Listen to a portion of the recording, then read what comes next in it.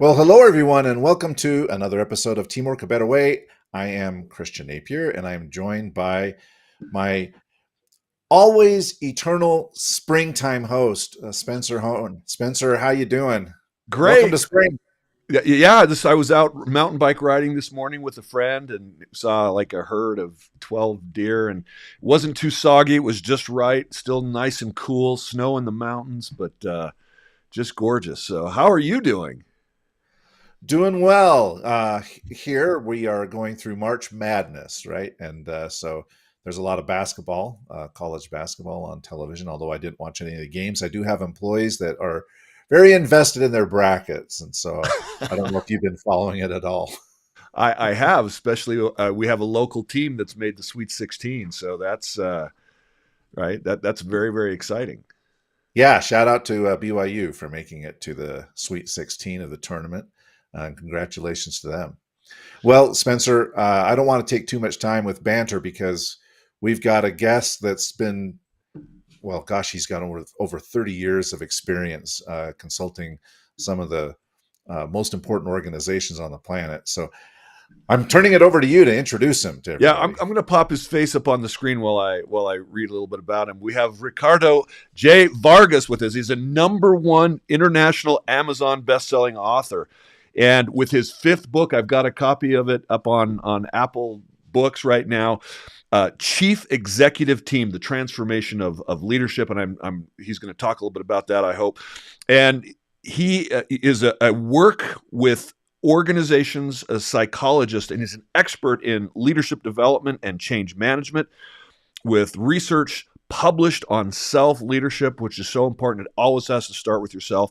And Ricardo is currently the only person in the world with three globally recognized professional certifications, including certified management consultant, certified speaking professional, and a professional certified coach. Put all those together, and he's pretty dynamic. And he is the founder and CEO of Consulting House, a European based firm focused on empowering leaders for transformation. Has managed consulting companies in different countries and delivered projects in 20 countries on 5 continents. And today, he's here to talk to us about why executive teams suck and what to do about it. Ricardo, welcome. We're so glad to have you on Teamwork a Better Way. Thank you, guys. It's a pleasure, and I'm grateful for the opportunity. I'm excited about our conversation today. Well, hopefully we'll have a few people jump in with questions, and I'll be looking at social media for that because we want to ask you questions. We want our listeners to be able to ask you questions just to get to know how amazing you are. I had the opportunity to meet you in Minneapolis. When was it? In December. December. And that was the first time I met you. We spent a couple of days together working very, very closely. And I just incredibly impressed and was so excited when you agreed to come on the show. And with your work with executive teams, I mean, talk to us about the genesis of that. Where did that come from? Why do you start there? What drew you to this work and ultimately to this book that you have written? All right. Um, Around 25 years ago, I was working in pharma, mostly as a sales trainer at that time. And something interesting happened. I got a phone call from a HR executive from a operating company of a big Swiss firm. We are talking top 10 global. We are talking billions. We are talking a household name for all pharmacies. And this guy starts a conversation with me saying that his CEO and himself, they had this team of aces, people from the best universities, extremely successful professionals, competent, but somehow they were not able to teamwork. They were not able to come together to reach this ambitious common goal. Everybody was minding their own business. And they had tried different approaches. We are talking second half of the 90s, 1990s, and they had tried everything that was the staple of the day back then, right? Experiential learning, outdoor training, activities together, climbing, cooking, orientation. They had tried some courses and workshops in the best universities. They had tried teamwork training, profiling of the individuals and all of that.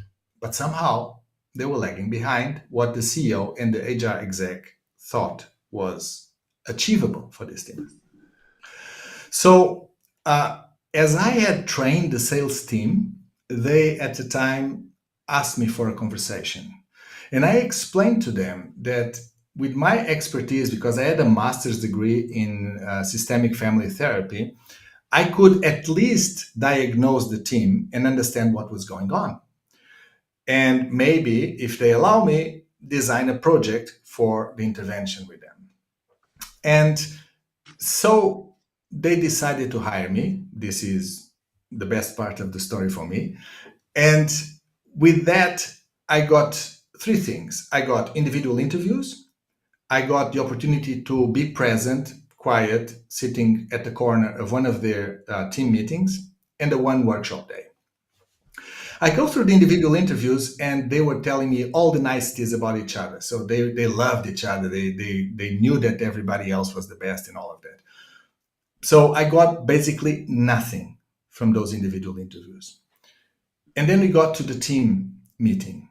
I sat down with a piece of paper, just with the initials of each of the team members around the table.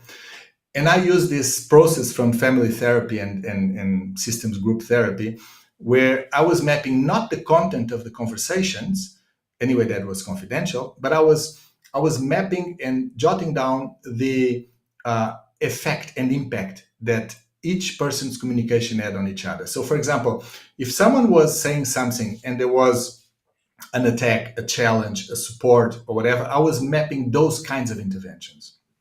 And by the end of the meeting, I had this piece of paper full of arrows and circles and dotted lines and squares, including different people and excluding others.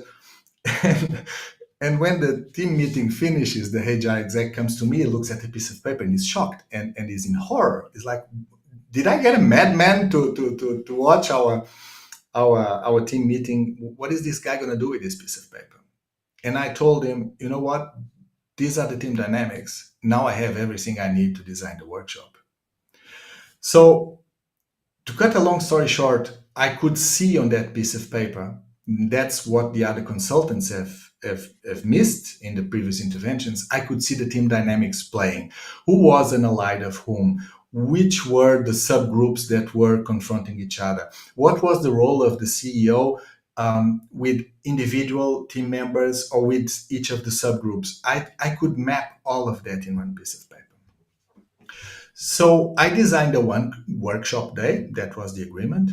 And that was so successful that we went on to have regular support from me to them over 3 years, when, through which eventually they climbed from number 8 to number 1. So that was the beginning of my huge interest in executive teams. Fast forward 30 years, and I could basically design a process through my experience of working with leaders in 126 different industries in 20 countries. I could map a process and test a process and an assessment tool specifically for these executive teams. So this is fascinating, and I'm interested. Really, you basically identify the team system. Every team is a system of how they operate, and so through your observation, you identified that. I'm curious. You said you were basically identifying the impact that their communication had. How did you identify that? Was just a visual observation, or how do you ultimately identify what somebody says and how that impacts them? Is it by their response? How do you do that as a psychologist? Well, actually, I was trained in two dimensions of psychology. I'm originally a work organizational psychologist, so expert in companies basically, but I also work in hospital settings in clinical psychology, systems thinking, so family therapy, with drug addicts, anorexic patients, and psychotic patients. So we design the systems, the impact of the person's behavior based on pure observation of content and reaction. So if Christian says something, and each time that Christian makes a proposal of something that we are going to do together as a group of friends or as a team, and any intervention of Christian is met by a challenge by Spencer and a denial or a devaluation of the I content don't by do that. Ricardo. What are you talking No, of about? course not. It's just an example. But if that happens, I can see on Christian's face the reaction. I can see that he's not liking. I can map the sequence and patterns of behavior. So what we are looking for is repeated patterns of behavior. Anyone can challenge anyone. Anyone can support anyone, and anyone can validate anyone. But if I'm always validating the same person and I'm always undermining the efforts of someone else, those are patterns. What we say in systems is that once is an event, twice is a tendency, three times is a pattern. So whenever you have a behavior repeated like that, you have a pattern of interaction, and then you map that. All right, so I've got a million questions, but I'll start with this one. In the lead up to our conversation today, you made a post on LinkedIn that said the following: "Dysfunction in executive teams is not inevitable." So, two questions related to this. Number one, in the 30 years of work that you've done with organizations around the globe, uh, is dysfunction the norm? I mean, how pervasive is executive team dysfunction? And taking into consideration that, yes, every organization is different, have you been able to identify uh, a certain set of root causes for this dysfunction that you see? Yeah. Um, I usually say that there's an elephant in the room with these teams, which is the executive team is usually the worst team in the company, exactly where you needed to have the best one. And that's the elephant in the room because no one in that circle wants to address that. If you look at teams inside a business unit, inside any department, inside any functional area, you have the marketing team, the finance team, the sales team, the HR team. Those teams share goals, they share processes, they share language, they share jargon, they share common interests and ways to approach reality. Now, when you get to the executive team, you get a bunch of people that don't share common goals. Very often, my goals are conflicting with your goals. They don't share reporting.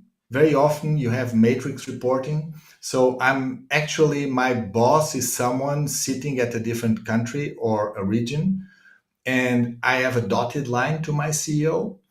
And I'm supposed to teamwork with people that are actually not part of my team, but we are called the executive team. Another dimension that fails or that makes it more difficult for these teams to teamwork is, for example, shareholder or board interference. There's a direct instruction very often for some of the team members to behave in specific ways to support special interests of shareholders or board members.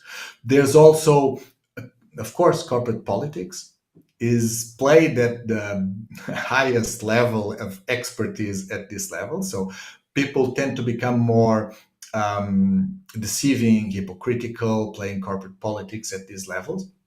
There's in another dimension which is very very harming is what I call the runner-up syndrome.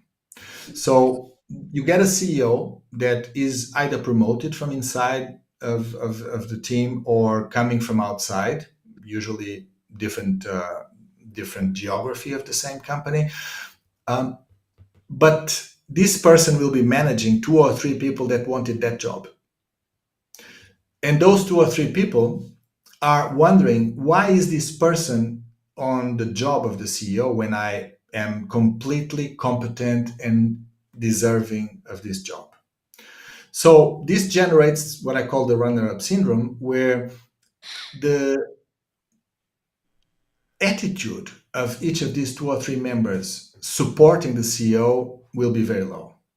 So there's a lot of different things on the side of the scale that provokes this dysfunction. There's a study of the National Bureau of Statistics in the US that says that a survey of over 13,000 venture capitalists says that the executive team is the biggest liability in startups, is the biggest cause of startup failure. And even with all this data, with all these root causes for dysfunction, this is not the most common and addressed issue in a company. If you think that one team has the power to support, to amplify, or to delete the work, the impact of any other team in the company, it's this one. This is the most important team in the company, and it's usually the worst team at team working.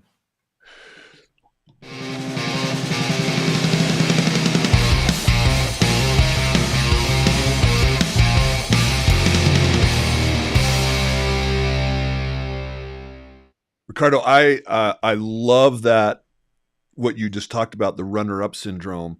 I do a lot of work with teams, and in my experience working with an organization called Team Coaching International, they've done almost as long as you and I have been working in the work world.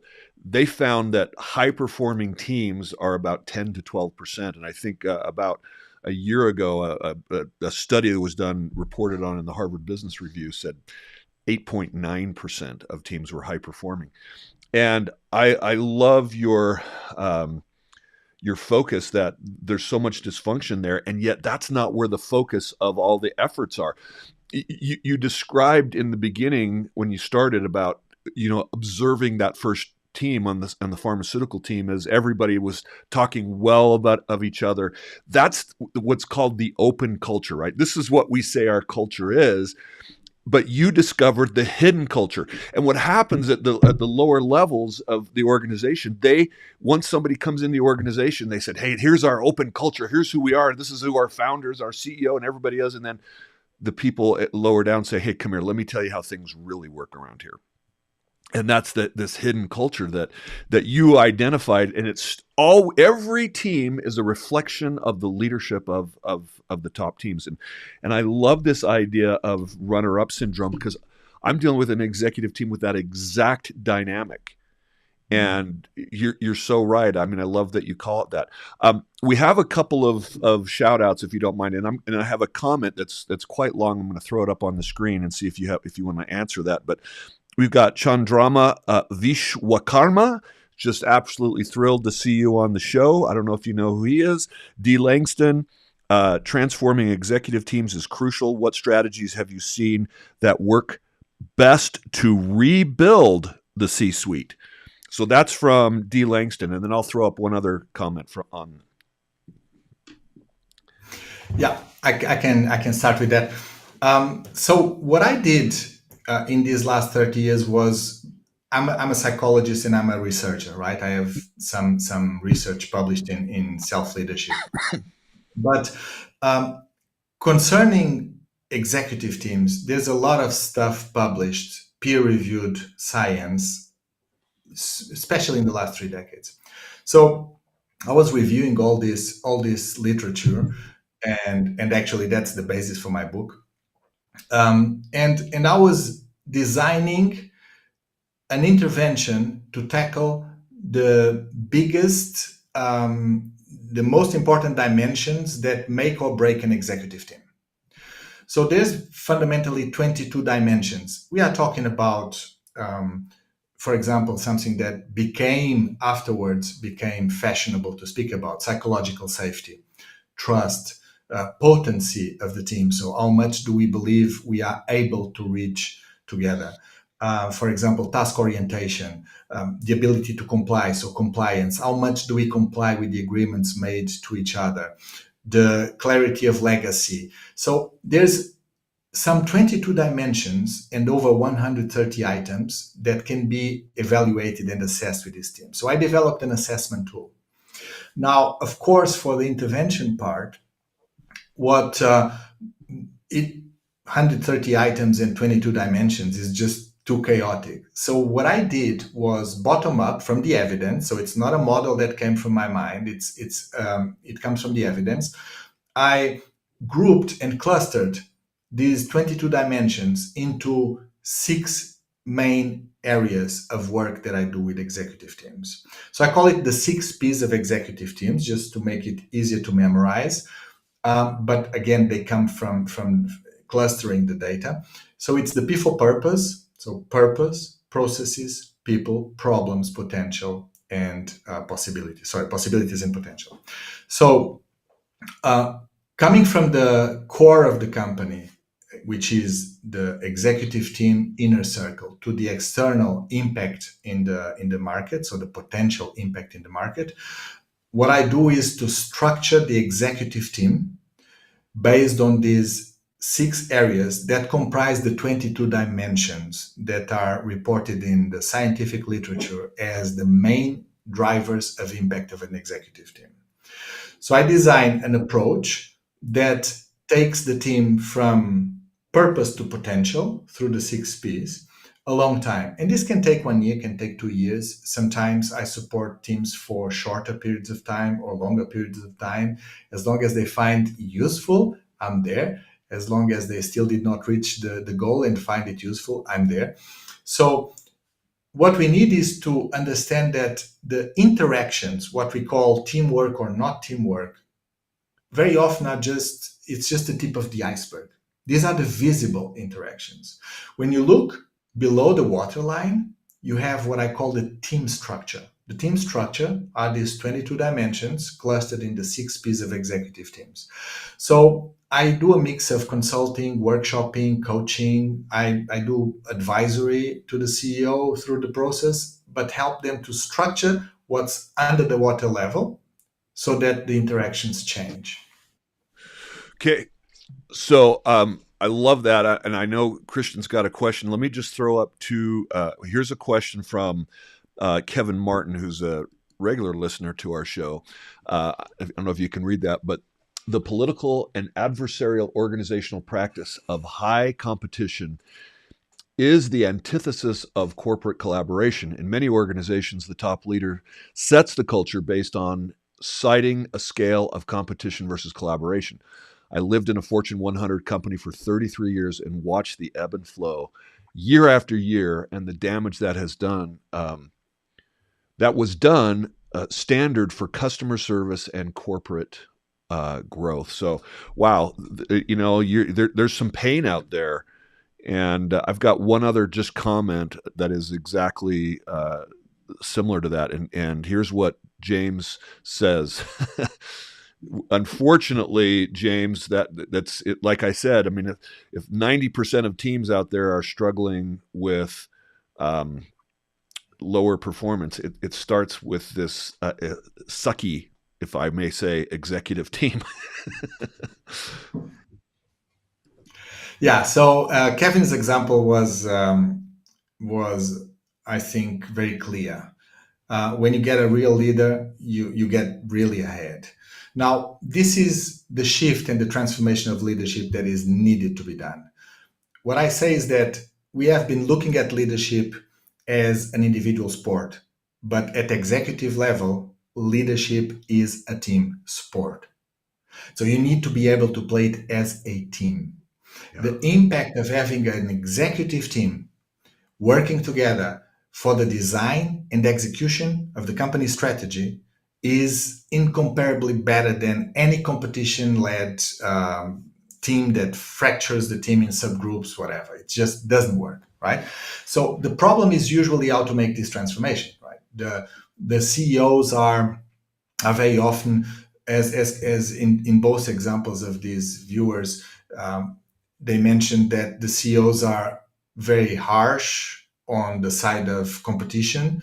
But this is an old way of looking at things because it assumes that the CEO knows everything and is able to do everything. And I think we need to shift from the CEO as the know-it-all and do-it-all to a completely different approach based on, leadership is a team sport. And that's the shift that needs to be made.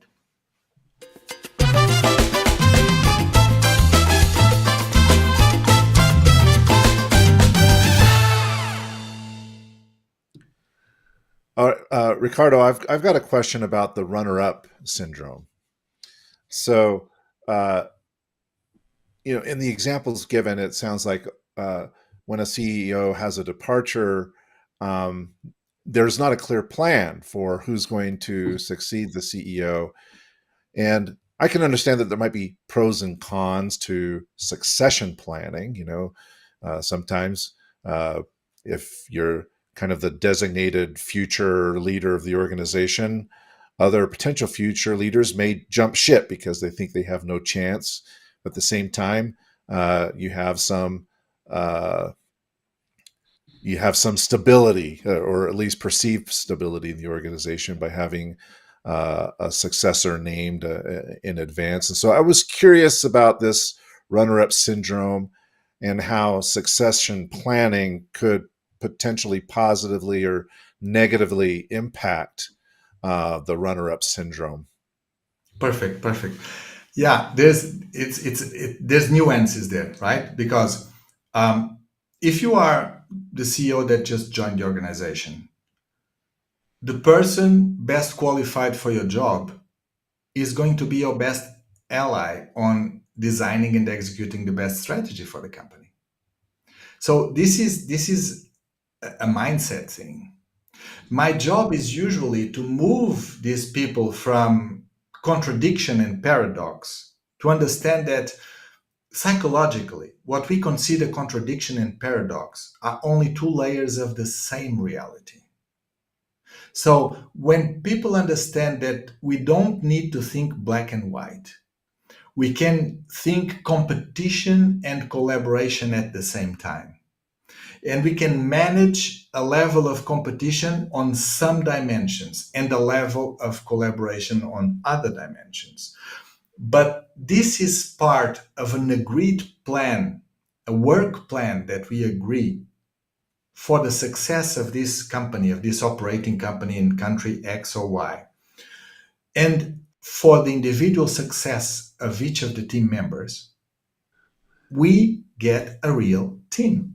So in multinationals, this gets a bit easier because we can make agreements where the new CEO that kind of took, let's say, the job of 2 or 3 people inside the team, is also the person that can support these team members to move faster to the CEO place somewhere else in another operating company of the same company of around the world of the same brand. So these are things that sometimes can be explicitly said. I'm not saying that I get them to agree on this, because there's a level of explicit agreement on this that cannot be done. But I can lay the terms of the understanding of the juxtaposition of the two dimensions on the same reality in a way that everybody understands that it's best for us to cooperate individually and as a team. And we can get ahead faster if we get along better. So we have getting along versus getting ahead. But if we just oppose them, we have getting ahead faster by getting along better. So same reality, different dimensions. So my work is about producing this mind shift with them. Well, and that's an important mind shift, because getting ahead sometimes is what's on that individual who got passed over his mind, and they're bitter about it, and so they're not always.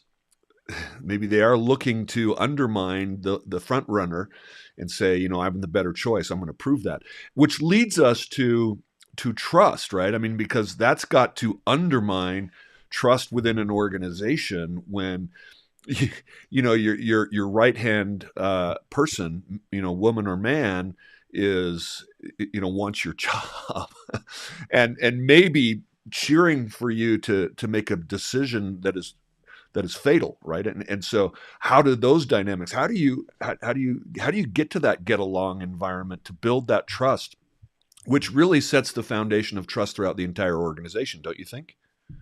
Yeah. Trust is the glue, right? Trust is the glue that binds the team members together. No trust, no team. When there's no trust, there's no team. There's a bunch of individuals that are just waiting for a mistake to stab someone in the back. It's just not a team. Now, we need to look at trust at this level. So trust is a rational and emotional process, and that bitterness is part of the emotional process of trust. Right? As long as I'm bitter, as long as I'm resentful for not having this job, I will not be able to activate my rational understanding of the situation and what is really better. What's a better strategy for me in these circumstances? So um, we need to also understand that trust in executive teams plays a different role than with other teams. So there's trust between the CEO and the team members. That's the part that we started with. But there's also trust among the team members. And then there's a third level, which is the trustworthiness of the rest of the organization towards the executive team. So how trustworthy does the rest of the organization consider the executive team? These are three dimensions of trust that I assess with my assessment, and that allows us to map where the trust issues are. I bring reality because we cannot make changes in the organization based on a false perception of reality. Everybody has a company on their mind that is completely different. As you mentioned a while ago, that's the open culture, the desire, the explicit wishful culture of the company. That's not the real culture. The same with trust, the same with the executive team performance. So I map where there are trust issues, and then I bring this information to the team. And sometimes we get really heated up discussions. I've had once a team member just um, getting up, crossing, because I don't use tables when I do this. It's kind of just I just use chairs that we can move around as we discuss things in smaller groups That or the that's big so group. important. It prevents barriers from Yeah, people from protecting themselves. You're so smart. and it's great, but sometimes it's very dangerous. So once a guy a guy just jumps from his chair and goes directly to the person across the circle, and just bends down and screams at the face of the colleague, Oh right? no. And they are so enraged, the level of mistrust and I don't know, They don't this. behave like that in Europe, do they? Yes, this was in Europe. We also have humans in Europe. Did you know that? Oh, okay. Yeah, we have that. We have a lot of those, 500 million of those, Yeah, and they exactly. do irrational and stupid things. So they were As do screaming at we each other. all. The other guy stands up, they scream at each other. Now, fast forward 2 years later, when we've been through the process and coaching them and supporting them with their team development. The team had changed 2, 3 elements, but these two people were there. And during a workshop that I was facilitating, the same guy looks around, smiles, and says, "Guys, do you remember 2 years ago how dysfunctionally aggressive we were?" And the team answers to him, "No, dude, you were dysfunctionally aggressive." And then he looks at me and says, "I miss those times."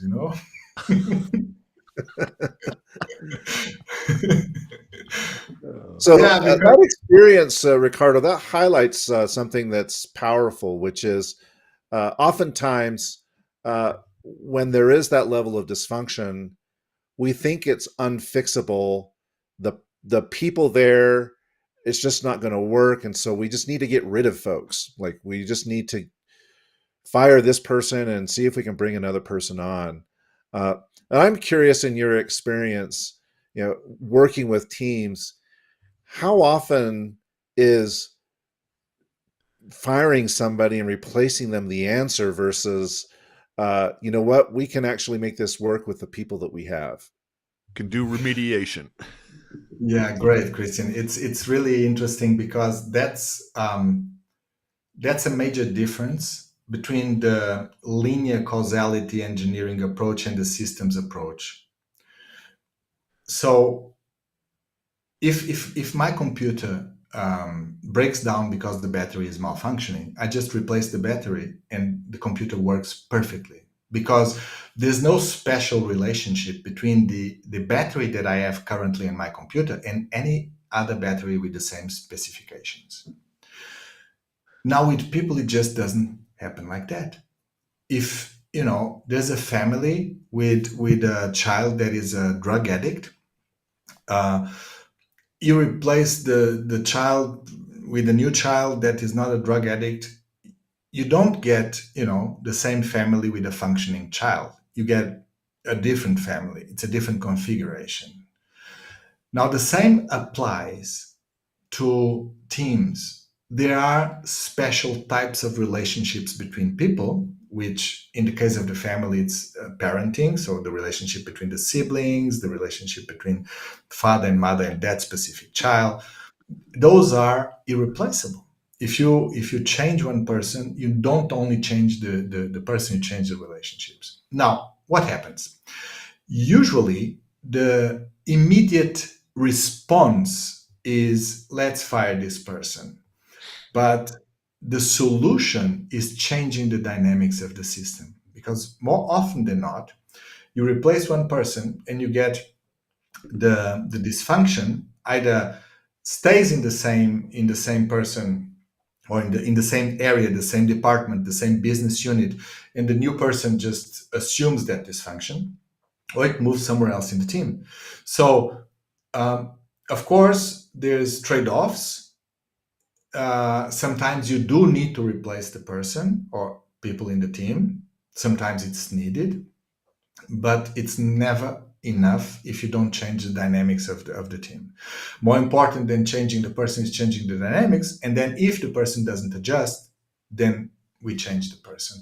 So it is usually the first response. It doesn't solve the root cause of the problem, which is the team dynamics.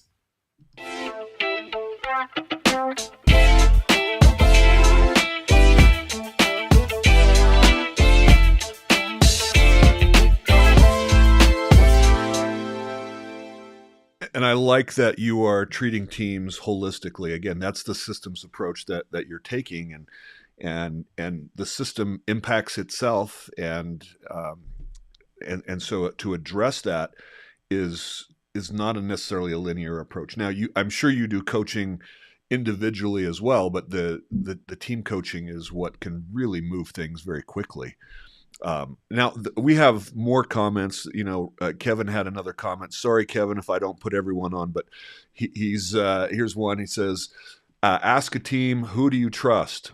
Watch the unspoken behavior and body language to assess dysfunction on the team." So, thanks for listening. And we've had up to about 75 people watching, and just really excited to have you here. I personally am interested in your proprietary assessment. I mean, I'd actually love to be able to see that and see how that works. I want to learn more about that. I use one that's different, and I'm actually very excited to learn about that. I'm interested to know how your clients react when they get the data. Do they obfuscate? Do they deny? That's not what, who we are? I mean, how do they respond when they get the results? Yeah, depends on how different the perception is from reality, right? You can only start the path where you are. You cannot start somewhere else. And when the understanding of where you are is different from reality, you will not design the best strategies. Okay, so how do you deal with that? That's another issue. Do you do like an outside 360, have the company do a 360 of the executive team? No. My assessment is my assessment is can be used in both ways, right? Yeah. 180 to 170. So I assess the three levels. The CEO assesses the team assesses itself, and the people below assess the team. So there's three different perceptions on the executive team, and when we compare, there's all types of reactions. There's shock. There's like, seriously, this cannot be us. Are our team members of the employees of the company seeing? It's not us. We are so perfect. We are such a great team. We reach all the results. Yeah, In our own minds. they actually might be reaching the results, but what they don't know, and the people tell me through the assessment, is that they are lying to each other. Yeah. So one C-level person asks their team members to prepare a presentation for the board, but they also give some instructions on, let's say, how to highlight and massage the data in order for this presentation to show whatever we want it to show. Now, their team members now know that the rest of the executive team that will be seeing this presentation are being lied to. Oh. Not only they know, they talk to their colleagues and friends that work in the same company on those other areas managed by those other people, and they share information. So everybody knows that the emperor has no clothes except the emperor. So these people are lying to each other, and they think that no one sees, and 800 people are seeing it. Is that what Daniel Goleman calls the CEO disease? Kind of what some of the symptoms? Yeah, we have a tunnel vision, right? Because we can only see the system from where we are. We cannot see the system from where other people are. Yeah. And that's why I bring all these different viewpoints of the same reality, so that people face reality. I tell them the truth. And I just had last week someone saying that, you are a very direct consultant, right? Just very direct consultant. I tell them the reality. There's no way around that. And if they are lying to each other, I tell them, sorry, guys. I think that, what your people are saying is that you're not telling the truth to each other. So when they face this reality, it's really powerful, right? It's kind of, that truth will set you free moment. Now you are free to make the right choices to move forward. Now you are free to make the right choices to get ahead. So there's shock. There's very often some of the people in the team that already had the perception that they were trying to warn other team members, that they were, blocked from bringing the truth to each other, and they feel, vindicated. They feel like, yeah, finally, we can get this out in the open and solve it, right? Usually there's different lines of self-perception between the CEO, the executive team, and the rest of the employees. I work with that. Well, and if they don't solve it, that hope quickly gets worse than it was even before.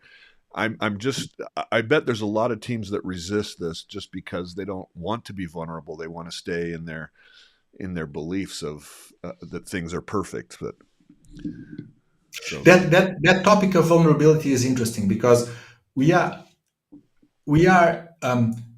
used to see vulnerability as I expose myself in a kind of sensitive / fragile way to change. But I see, for example, the aggressive behavior of my previous example as a sort of vulnerability. So I work not with vulnerability per se, but I work with emotionality. Because Yes.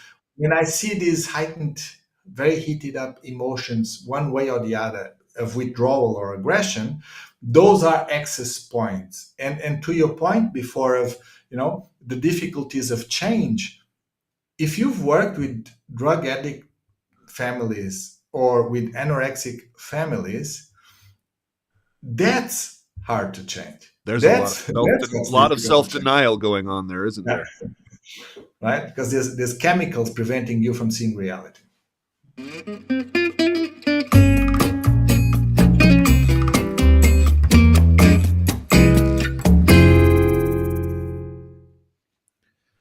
So, Ricardo, I've got another question for you. Early on in the conversation, you mentioned that one of the reasons that executive teams are in some ways uniquely dysfunctional is that the members of those teams have conflicting goals, right? The the person who oversees sales or revenue generation from in the organization may have different objectives than the person who runs finance, that has a different objective than the person who runs operations, et cetera. So you talk about this misalignment, and I'm curious how you go about resolving that, because you know people are protective of their fiefdoms, especially if they have personal compensation on the line, right? Like, uh, how do you go about um, restructuring? I don't know if restructuring is the right word, but re-envisioning how the team functions so that everybody is marching toward the same goals, and they don't have this uh, significant misalignment of objectives that causes all of this conflict. Kind of like driving a car, right? You have the different pedals that do different things, and they all are useful. But if you press the three pedals at the same time, you're going to have a problem, right? The car will just do something that you're not intending to do. So all goals need to be reached in, let's say, a year or a quarter. But we need to accelerate or brake or change gear during this period in a way that allows us all to reach the goals when they are due. It's more of an agreement of how to operate. So I'm working on the dimension of the behaviors and patterns of behaviors of the executive team to make sure that they support each other, that they can go out of their way and out of their goals slash processes to support each other, because they will get reciprocity afterwards or at the same time when they need it. So it's about doing what the team needs, and the team needs all the goals. We cannot just say, "Yeah, let's cut finance and reach sales, and we just don't mind the costs and we whatever." That doesn't work. This is the goal. These are the KPIs. We need to reach this. How are we going to do this together as a team?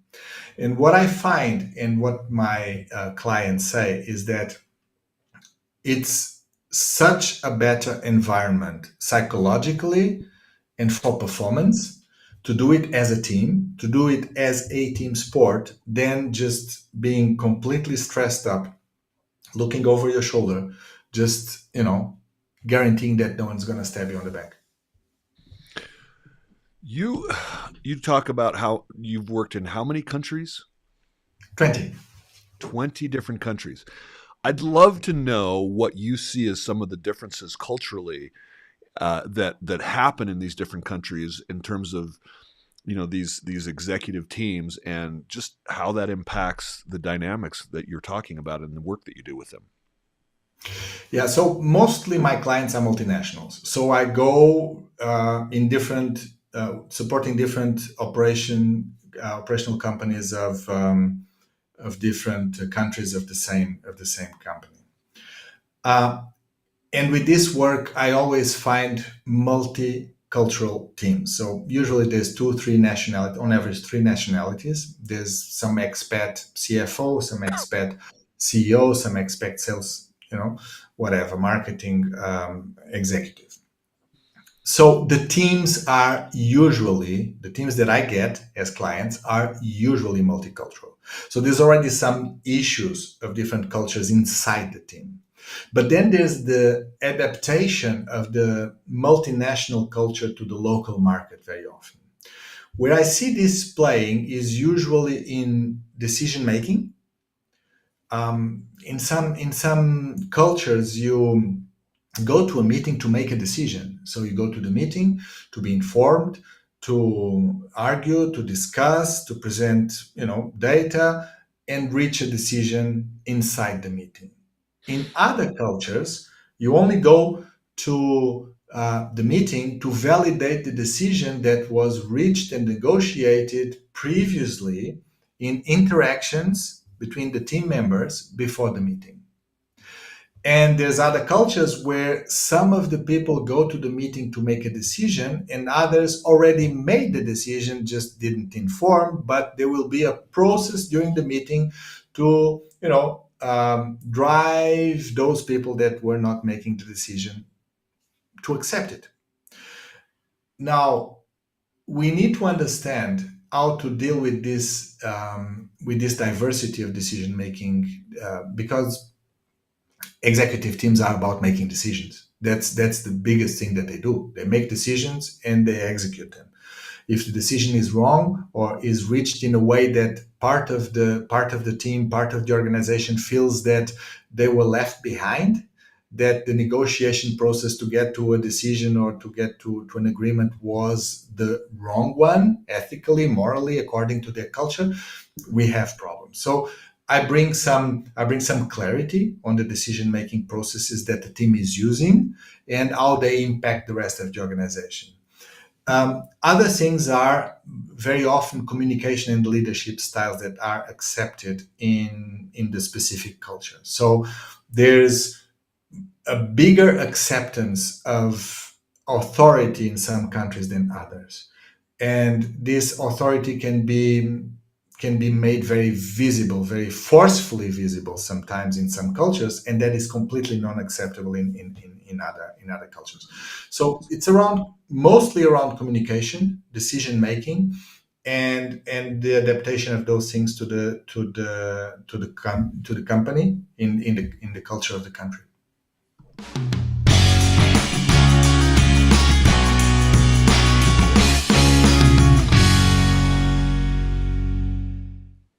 All right. Well, I'm going to ask my final question, and then Spencer, you can ask your final question along with any other follow-up comments or questions from folks in our audience. But for my final question, it's this: uh, sometimes you can have a team that gets along well. They seem to be collegial, but perhaps the business itself, is kind of passing them by. The world is moving on, and they do something very well, but the world has kind of moved on. And what do you do in situations where the team seems to get along? Maybe the C-suite is getting along okay, but the writing is on the wall for this organization, and unless they make changes and adapt to the evolution of the market, they're going to find themselves in a difficult spot. So, how do you get a team that's kind of in a complacent spot to get moving and keep that organization vibrant and not stagnant? Yeah. So I shock them usually. Now, my approach is that when I speak here and when I work with the teams about their effectiveness is about reaching goals. So an executive team is only a good team if they are good at making the right decisions and executing them for the business in the market. It's not about relationships. It's not about being friends. It's not about getting along very well. I prefer to have a team that negotiates a coexistence that is peaceful, aligned, and ambitious than a team of friends. It's nothing to do with each other. Now, the first part of my work is the challenge. It's what I call the P for purpose. So I challenge this team on what is your highest ambition? What is the legacy? What is the transformation that you want to drive in this company in the next 3 to 5 years? This has nothing to do with the company vision, it has nothing to do with the company mission, except for the fact that it cannot go against it, right? But they need to come up with something that is extremely ambitious that they want to create as a legacy for the company in 3 to 5 years. And when you support them in creating this image, this clear picture of the legacy that they want to create. And when you empower them, when you are there for them, and you say, guys, this is possible, I will support you with the team processes for you to reach this ambition, you start seeing the energy releasing, because it's energy that is being drained in emotional grudges that they hold against each other. It's been drained in blocking and counter blocking and maneuvers and decisions and politics. It's energy that has been drained because they have uncertainty about each other, as there's no trust. When you solve all those issues, you have a liberation of a lot of energy that can be just put at the service of the goal of the company. And that's where it all starts. And I usually start with the sentence, no purpose, no team. When there's no purpose, there's no team. And the purpose needs to be this higher order, ambitious goal, a legacy, something that will transform the company, but that will require from all of us a level of teamwork that we are currently thinking it's not possible to achieve. And that's where I come in as a catalyst to make them believe and get them to do it. Christian, that sounds like kind of what you experienced working on the 2002 Olympics, right? I mean, you had this legacy that you wanted to create to actually save those games, and it released a lot of energy. I've heard you talk about that many times. It's true. It was an amazing experience, but we're getting close to the hour, Spencer. I know. So we we've got had to so wrap many. this puppy up. We could sit here and talk with Ricardo for hours, for sure. One last question, and sorry for those of you who had comments that I didn't share, but please forgive me. Let's talk about your book. We want our listeners to be able to hear about your book, the Chief Executive Team, and specifically. Yes, right there. And I like the subtitle, The Transformation of Leadership. Talk about that. What is that transformation, if you can, just to wrap us up, and then we'll sorry if we go over an hour. Our listeners, please hang in. This is great stuff. So keep going. Thank you. Yeah. So I was mentioning in 2 or 3 of your questions that I work with paradoxes and contradictions, because in these teams there's a lot of conflict due to the drivers of dysfunction that we mentioned before. So these opposites, like short term versus long term, doing versus learning, getting along versus getting ahead, me versus we, all of these paradoxes are inherent in any of those conflicts and discussions. So usually what people try to do is to change the behavior. So they do teamwork training where they train, let's learn how to communicate better, let's learn how to address conflict and negotiate conflict, let's learn how to be better supportive team members. Now, when we are talking about behavior, that's something that changes, but when you are not there anymore, it goes back to where it was previously. So what I try to do is to change the perception. My work is about helping my clients to see that opposites are different layers of the same reality. And when they see reality as having different layers of things that they were considering opposites, but that they can be managed as part of the same reality,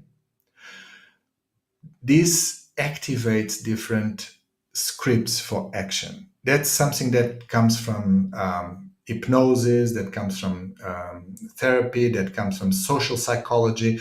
We know that we all have scripts. Whenever we enter a situation, we have scripts. We have scripts for a conflict situation. We have scripts for going into a restaurant and ordering from the menu. We have scripts that guide a sequence. These are automatic sequences of actions.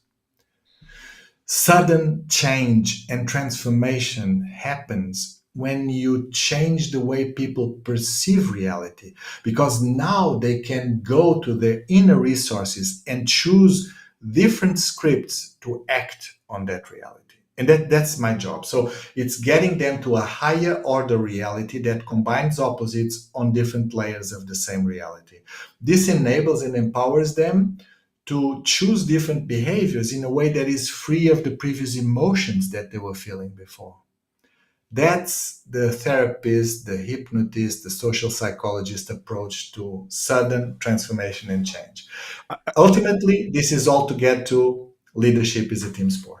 Yeah, that's great. And to me, when you're talking about that, I think of, for example, conflict. Right? A lot of people have a script around conflict when it can be a very empowering, team-oriented. We can create better solutions when we actually disagree than if we agree about everything. I imagine that's kind of what you're talking about. Yeah. So, Conflict is positive when you know how to manage it. exactly. Just change that script. And Christian, Oh, bring well, us this home, is a brother. fantastic hour and 1 minute. Ricardo, thank you so much for taking time to join us today. We really appreciate it. If listeners and viewers, if they want to connect with you to see how you might be able to help their organizations, their executive teams, what's the best way for them to reach out and contact You you? can contact me through my website, chief-executive.team, or through LinkedIn, Ricardo J. Vargas. All right, fantastic. Thank you so much, Ricardo. And Thank you. It was a Spencer, pleasure. you've been spending decades helping build high performing teams. And if people want to reach out and connect with you, how should they do that? Just reach me on LinkedIn. That's the best way, easiest way. And you, Christian, how can people Oh find yeah, your LinkedIn. music? I'll put in another thing in the hat there for LinkedIn. So uh, yeah, not that we're paid to promote LinkedIn or anything, but yeah, that's a great place to find us all. Listeners, viewers, thank you so much for taking time out of your schedule to visit with us today. We really appreciate it. Please subscribe to our podcast and we'll catch you again soon.